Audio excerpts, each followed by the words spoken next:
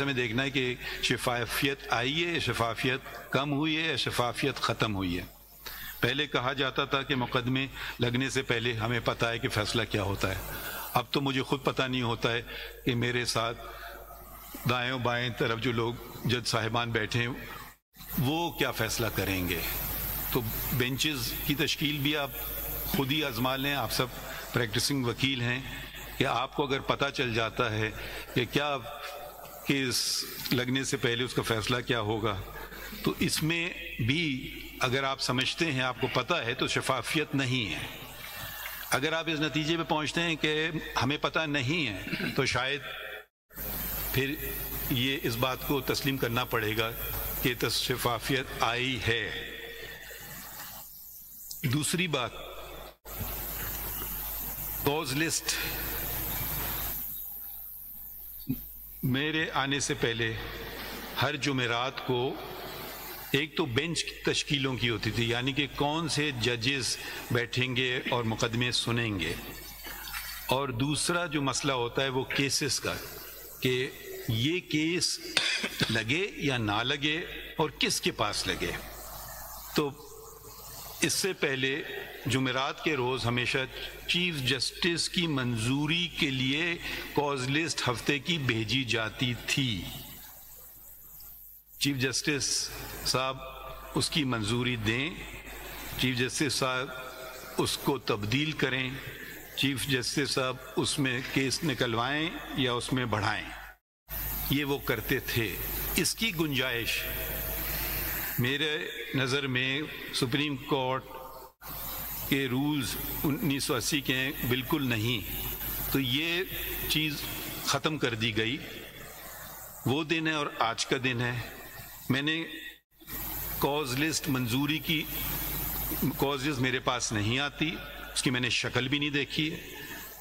ہمارے سامنے بیٹھی ہوئی ہیں رجسٹرار صاحبہ، وہ تصدیق کریں گی اس بات کی کہ انہوں نے مجھے کوز لسٹ آج تک نہیں بھیجی۔ یہ کیسز لگانا نہ لگانا یہ ابھی ان کا کام دائرۂ اختیار میں آتا ہے کہ کون سے کیس لگیں گے اور کس جگہ جائیں گے۔ تو یہ کوز لسٹ کا یقیناً آپ سب، میں نے بھی وکالت کی، آپ نے بھی کی ہے، ایک تو ہوتا ہے میں بدنیتی کا عنصر نکال دیتا ہوں، اس میں کوئی بدنیتی نہ ہو، مگر ہر جج کا کچھ نہ کچھ رجحان ہوتا ہے، تو آپ ایک حد تک تعین کر سکتے ہیں کہ فلاں کیس اگر اس کے پاس لگے گا تو شاید لینڈ لارڈ کے فیور میں ہو اور شاید ٹیننٹ کے فیور میں ہو۔ کچھ لوگ ذرا پروسیکیوشن کی بات زیادہ مانتے ہیں جج صاحبان، کچھ لوگ ذرا شک کی نظر سے دیکھتے ہیں۔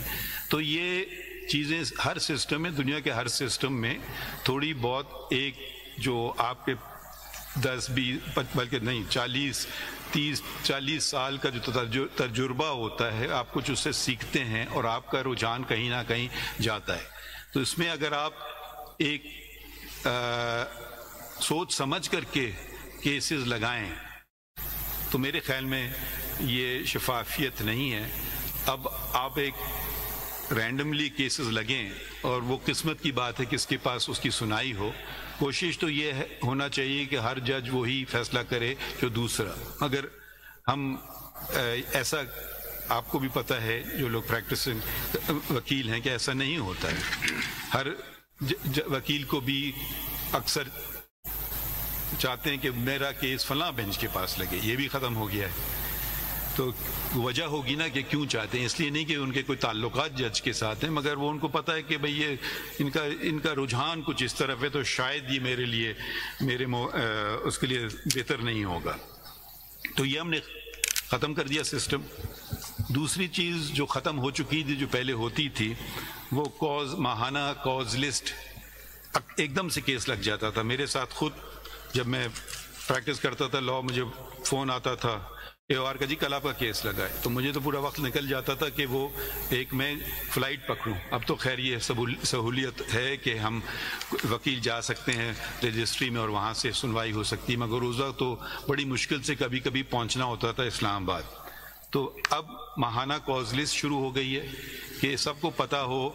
وکیلوں کو اور جو لوگ اپنے مقدمے خود کر رہے ہیں، کہ میرا مقدمہ اب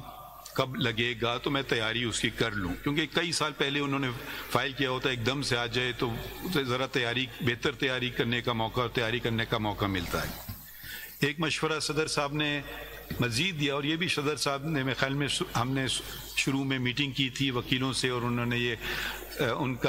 کی ڈیمانڈ تھی کہ یہ ماہانہ کاز لسٹ شائع ہو۔ آج ان نے تقریر میں بات کی کہ فورٹ نائٹلی، یعنی کہ ہر 2 ہفتے کی کاز لسٹ بھی شائع ہو۔ تو میں احکامات دوں گا رجسٹرار صاحبہ کو، اور انشاءاللہ اب ہر 2 ہفتے کی بھی کاز لسٹ مزید مہینے کی بھی ہوگی، اور پھر 2 ہفتے والی بھی انشاءاللہ شائع ہم کریں گے جتنا، اور کوشش کیجیے رجسٹرار صاحبہ جتنے جلد سے جلد ہو سکے یہ بھی آپ کر دیجئے کہ اس میں بھی وکیلوں کی سہولیت ہوتی ہے۔ اچھا، اب باقی اختیارات کون سے کیسز کب لگتے ہیں؟ یقیناً ہر شخص چاہتا ہے کہ میرا کیس فوراً لگ جائے، مگر ایسا ہو نہیں سکتا ہے۔ اب قطاریں ہوتی ہیں، اگر کوئی شخص قطار میں کھڑا ہے تو اس کو کوئی تکلیف نہیں ہے کہ اس کے 2 سال بعد آیا نمبر یا 3 سال بعد آیا۔ اس شخص کو تکلیف ہوتی ہے کہ میں تو قطار میں کھڑا ہوں کافی عرصے سے، مگر ایک دم سے ایک شخص آیا اور سامنے آ گئے۔ تو آپ لوگ بھی یقیناً بجلی کا بل دینے گئے ہوں یا کسی اور جگہ سنیما کے ٹکٹ کٹوانے گئے ہوں، جب قطار میں لگے ہوئے ہیں تو آپ کو کوئی اعتراض نہیں، بہت لمبی بھی قطار ہو، مگر آپ کو اس وقت اعتراض ہوتا ہے کہ قطار میں ایک دم سے سامنے کیوں کوئی آ گیا۔ تو یہ بھی اب ختم کر دیا گیا۔ کچھ مخصوص قسم کے کیسز یا کہ قانون میں ان کا اندراج ہے کہ یہ کیسز جلد سنے جائیں، یہ مقدمے جلد سنے جائیں، اس میں ہمارا کام نہیں ہے۔ مقررہ نے یہ فیصلہ کیا ہے کہ یہ اہمیت کے کیسز ہیں، اور کچھ ہم نے خود کہے ہیں، جیسے کہ بیل کے معاملات، جیسے کہ مختصر قید کے معاملات یہ جلدی لگیں، جیسے کہ سرپرستی بچوں کی ان کے معاملات، تو ایسے معاملات بھی ہم نے احکامات جاری کیے ہوئے کہ یہ جلدی لگیں، اور ان کی قطار الگ قطاریں ہیں، تو مگر اس قطار میں بھی نمبر وائز بات چلے، اور بنیادی ہر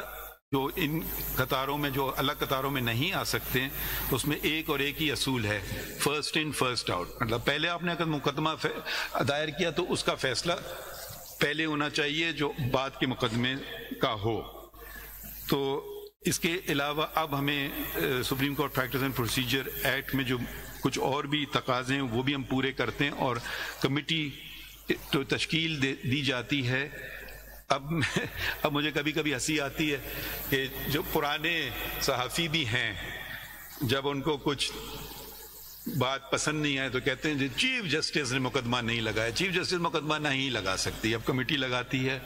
اور اگر اور شفافیت کے لیے ہم نے کمیٹی جو فیصلے کرتی ہے وہ بھی اب سپریم کورٹ پہ ویب سائٹ پہ آپ ان کو پڑھ سکتے ہیں کہ کیوں، کیسے اور کب یہ فیصلہ ہوا۔ ہر ایک کیس کا نہیں، جو اس کی کمیٹی کی میٹنگز ہیں وہ آپ کے سامنے ہیں، آپ ان کو خود پڑھ سکتے ہیں، آپ ان پہ خود تبصرہ کر سکتے ہیں، مگر تبصرے کیجئے حقیقت کی بنیاد پہ،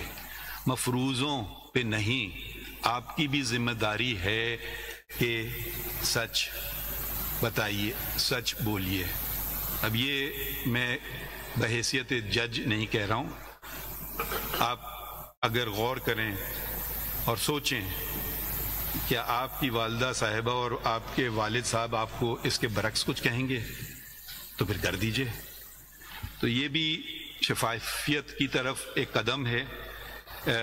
کہ کیسے مقدمے چل رہے ہیں اور کیسے مقدمے چلنا چاہیے ہیں۔ ابتدا میں نے جو ایک تو فل کورٹ میٹنگ کی، پھر یہ supreme court practice and procedure, full court meeting کے بعد فل کورٹ تشکیل دیا گیا۔ اگلا میرا جو اقدام تھا وہ جتنے ڈیپیوٹیشنسٹ یہاں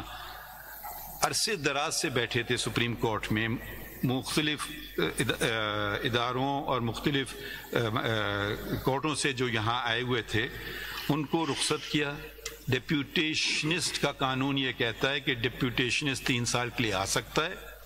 اور اس میں مزید 1 سال اور پھر 1 سال کی اضافہ کیا جا سکتا ہے، مگر اس کے علاوہ